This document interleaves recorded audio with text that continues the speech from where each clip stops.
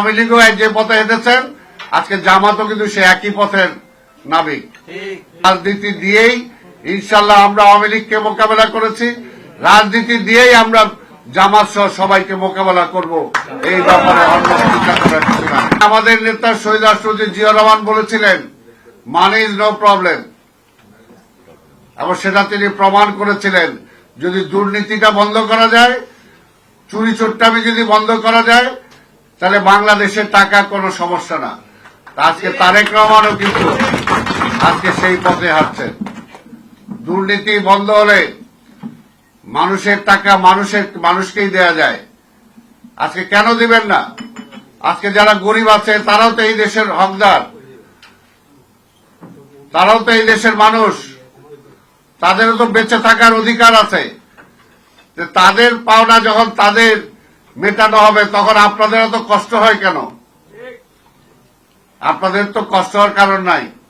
কষ্টটা এক জায়গায়, যে বাংলাদেশের মুক্তিযুদ্ধের স্বপ্নটা বাস্তবায়িত হচ্ছে, কষ্টটা সেখানে। আর আপনাদের দুটি দলই মুক্তিযুদ্ধকে ইনডাইরেক্টলি বিরোধিতা করেছেন, মুক্তিযুদ্ধটা চান নাই। সেই কারণে আওয়ামী লীগও যে পথে হেঁটেছেন, আজকে জামাতও কিন্তু সে একই পথের নাবিক। 200-র বেশি সার্ভিস ও ফিচারে লেনদেনের সব বিকাশ অ্যাপে সম্ভব। এই কারণে তারা বিরোধিতা করবে, এবং সেইখানে আমরা বলি সাহসের সাথে, যোগ্যতার সাথে বিএনপি এগিয়ে যাবে। বারবার ষড়যন্ত্র করেছেন, শহীদ রাষ্ট্রপতি জিয়া রহমানকে ষড়যন্ত্র করে হত্যা করেছেন। ভেবেছিলেন বাংলাদেশ থমকে দাঁড়াবে, চেষ্টাও করেছিলেন, কিন্তু বেগম খালেদা জিয়ার জন্য পারেন নাই। আবার 17 বছরে দেশটাকে আধিপত্যবাদের হাতে তুলে দেওয়ার ষড়যন্ত্র করেছিলেন, কিন্তু তারেক রহমানের কারণে পারেন নাই। আজকে তাই বলতে চাই, আজকে স্বাধীনতার এই দিবসে দাঁড়িয়ে বলতে চাই একজন মুক্তিযোদ্ধা হিসাবে পরিষ্কার কথা, মুক্তিযুদ্ধের স্বপ্ন বাস্তবায়নের জন্যই বিএনপির জন্ম হয়েছে। আর এই মুক্তিযুদ্ধের স্বপ্নকে বাস্তবায়ন করার জন্য শহীদ রাষ্ট্রপতি জিয়া রহমান বুকে রক্ত দিয়েছেন। আমার নেত্রী বেগম খালেদা জিয়া তার জীবনের বেশিরভাগ সময় দিয়েছেন।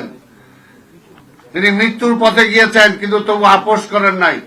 ঠিক তেমনি ভাবে আমার নেতাও এই মুক্তিযুদ্ধের স্বপ্নকে বাস্তবায়ন করার জন্য চেষ্টা করছেন এবং অবিরাম চেষ্টা করে যাবেন। এই দেশের জনগণ তার সাথে আছে, এবং এটাকে বাস্তবায়ন করার জন্য বিএনপি রাজনৈতিক দল হিসাবে রাজনীতিতে আজকে সোচ্চার আছে এবং থাকবে। এবং রাজনীতি দিয়েই ইনশাল্লাহ আমরা আওয়ামী লীগকে মোকাবেলা করেছি, রাজনীতি দিয়েই আমরা জামাত সহ সবাইকে মোকাবেলা করব। এই ব্যাপারে অন্য চিন্তা করার কিছু না। তাই আপনাদের সবাইকে ধন্যবাদ। খোদা হাফেজ। বাংলাদেশ জিন্দাবাদ।